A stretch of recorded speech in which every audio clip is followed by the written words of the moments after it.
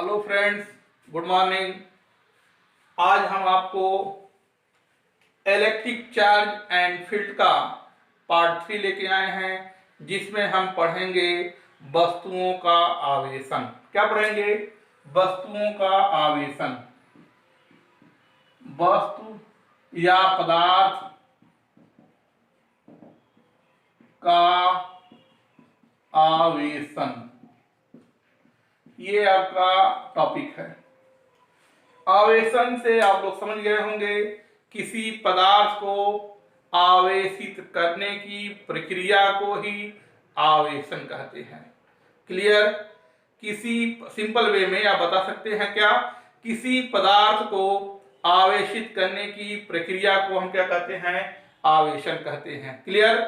अब देखिए, साइंस की, भौतिक विज्ञान की भाषा में आप कह सकते हैं, किसी पदार्थ के परमाणुओं के इलेक्ट्रॉनों की संख्या प्रोटॉनों की संख्या से भिन्न करने को ही पदार्थ या वस्तु का आवेशन कहलाता है।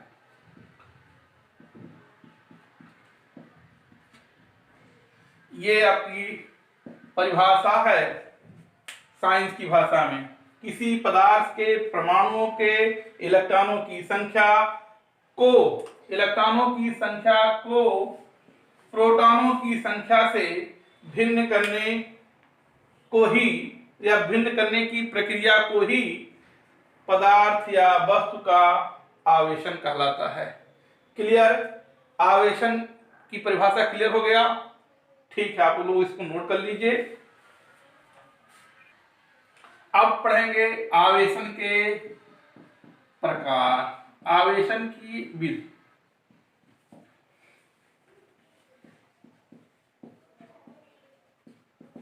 तो आवेशन की विधियां आपको मालूम है, दो प्रकार से की जाती है। किसी वस्तु को आवेशित हम दो प्रकार से करते हैं। एक संपर्क विधि द्वारा, दूसरा जो है असंपर्क विधि द्वारा। असंपर्क विधि द्वारा तो दो प्रकार से होता है। संपर्क विधि में क्या होता है? हम वस्तुओं को आपस में संपर्क करवाते हैं। जब तक संपर्क नहीं होगा तब तक जो है आवेशन की प्रक्रिया संपन्न नहीं होगी। क्लियर हो गया? संपर्क विधि में। असंपर्क विधि में क्या होता है? इसमें वस्तुओं को संपर्क में लाने की कोई आवश्यकता नहीं होती है। एक दूरी पर ही रहेंगे तब पर भी जो है वह वस्तु आवेशित हो जाएगा। क्लियर? तो संपर्क विधि और असंपर्क विधि क्लियर हो गया। इसमें क्या होता है? दोनों वस्तुओं को संपर्क में लाना जरूरी है। इसमें क्या है?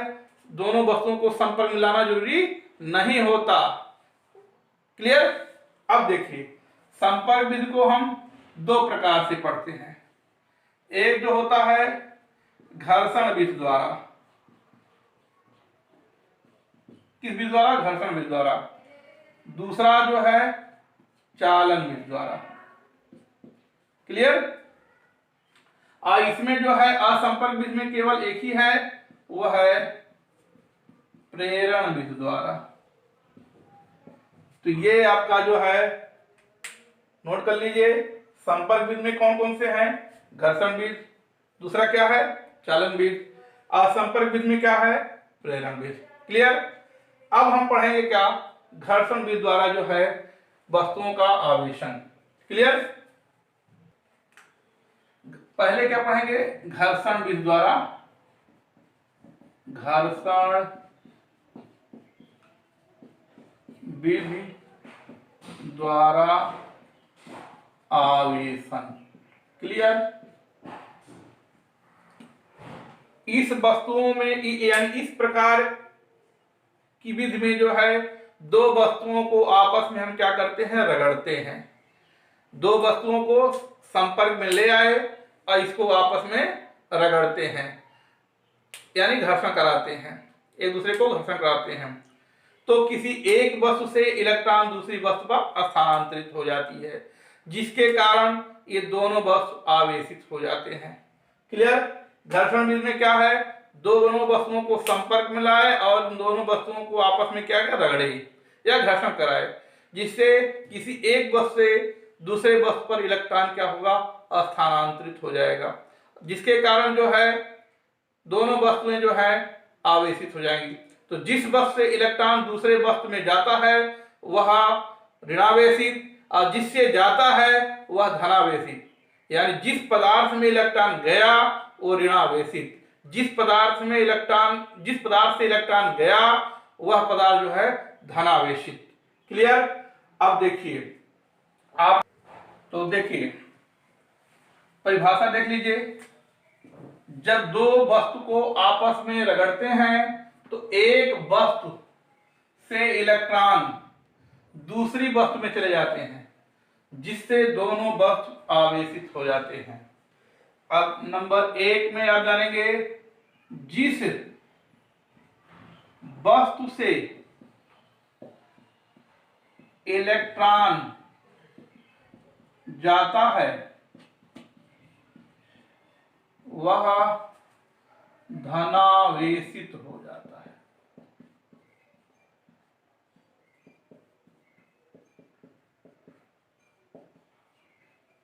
दूसरा चीज, जिस वस्तु में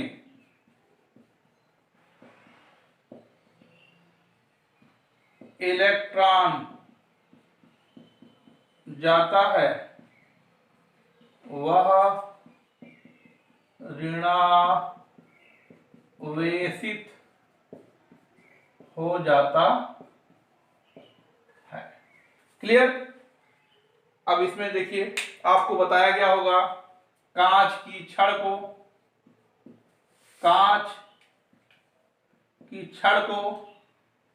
ये छड़ है, ये रेशम का टुकड़ा है। जब इस पर जो है हम रगड़ते हैं इस पर, तो कांच की छड़ से इलेक्ट्रॉन जो है रेशम पर चला जाता है। कौन गया? इलेक्ट्रॉन। कांच की छड़ से इलेक्ट्रॉन कहां गया? रेशम पर। क्लियर? ये कांच की छड़ से इलेक्ट्रॉन गया रेशम पर। तो कांच की छड़ से गया है तो कांच की छड़ जो है धनावेशित हो गया, और रेशम का टुकड़ा जो है ऋणावेशित हो गया। क्लियर? अब नोट, इस प्रक्रिया में क्या होता है ये जान लीजिए। एक इलेक्ट्रॉन गया है तो एक इलेक्ट्रॉन रेशम पे गया, इसलिए वह इस पर एक चार्ज -1 का, और इससे एक इलेक्ट्रॉन गया है तो इस पे +1 का, यानी परिमाण समान रहेगा। नोट में रहेगा आवेश का जो है परिमाण समान, लेकिन प्रकृति भिन्न होगा। ये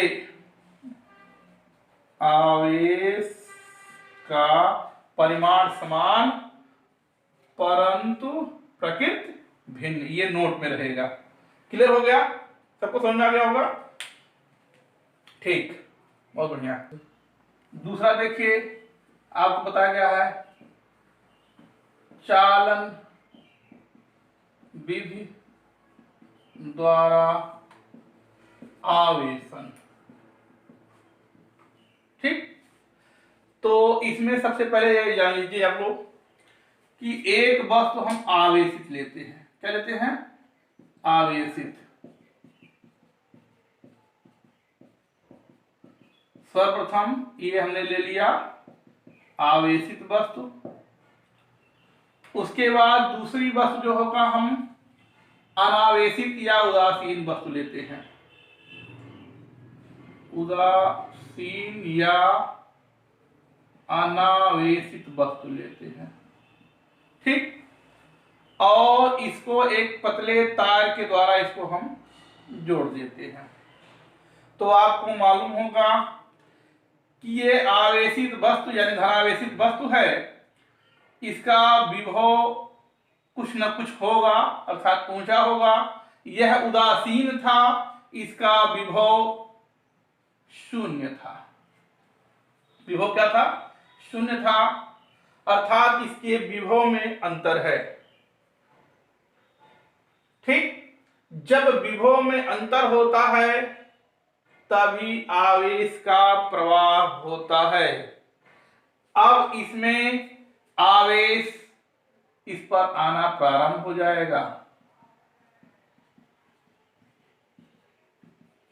ये तब तक आएगा जब तक दोनों का विभव समान नहीं हो जाएगा। अर्थात इस प्रक्रिया में जिस वस्तु से हम दूसरी वस्तु को आवेशित करते हैं, सेम वही चार्ज उस वस्तु पर आता है। अर्थात प्लस से चार्ज करेंगे तो प्लस मिलेगा, ऋणात्मक आवेश से चार्ज करेंगे तो हमको ऋणात्मक मिलेगी। अर्थात इसमें क्या होता है, परिमाण तो आपका समान नहीं हो सकता, लेकिन प्रकृति जो होगी समान होगी। आप लोग देखते होंगे कि आप लोग के शहरों में पानी की टंकी लगी होती है। पानी की टंकी काफी ऊंचाई पे होता है।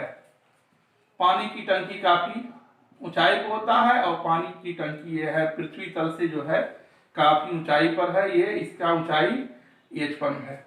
और आप लोग के घरों में जो है टंकी जो है ये रखा गया है, इसकी ऊंचाई H2, ठीक। आप देखते होंगे तभी पानी, इसको यदि हम कनेक्ट करते हैं तभी पानी की सप्लाई होती है, क्योंकि इसके स्तर यानी लेवल में डिफरेंस है। ये लेवल 1 है, ये लेवल जो है 2 है। लेवल में अंतर था यानी इसकी स्तर में अंतर था। और यह प्रक्रिया तब तक संपन्न होगी जब तक लेवल डाउन रहेगा, तभी यह प्रक्रिया संपन्न होगी। यदि लेवल बराबर कर दिया जाएगा तो पानी का प्रवाह रुक जाएगा। तो पानी के प्रवाह को कंटिन्यू करने के लिए जो है उसके स्तर में जो है हम अंतर करते हैं, भिन्न करते हैं, स्तर उनका अलग अलग होता है, तभी पानी का प्रवाह होता है। ठीक उसी प्रकार जब तक इनके विभव में, इसका विभव मान लीजिए कुछ अलग रहा होगा, V1 इसका विभव जो है उदासीन वस्तु था तो इसका विभव 0 रहा होगा, तो विभव में अंतर है तभी आवेश का प्रवाह होता है। क्लियर? यानी विभव में अंतर को ही विभवांतर कहते हैं। जब तक विभवांतर नहीं होगा तब तक आवेश का प्रवाह नहीं होगी। अर्थात इस प्रक्रिया में आपको नोट करना रहेगा कि आवेश का जो परिमाण है वह भिन्न होगा,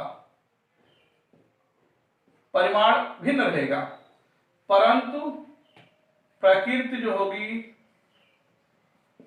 प्रकृति समान होगी। क्लियर? चालन बी द्वारा आवेशन क्लियर हो गया आपको।